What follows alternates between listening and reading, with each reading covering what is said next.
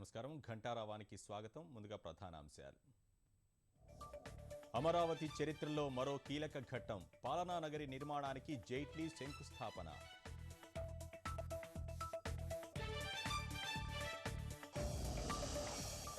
రాజధాని రహదారులకు పునాది రాయి. విజయవాడ గుంటూరు డ్రైనేజీ వ్యవస్థలకు శంకుస్థాపన.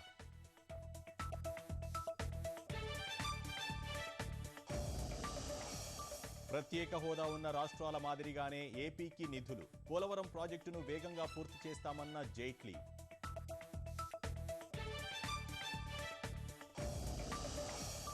హోదా ప్రయోజనాలున్నందునే ప్యాకేజీకి అంగీకరించాం. విపక్షాల తప్పుడు ప్రచారంపై సీఎం మండిపాటు.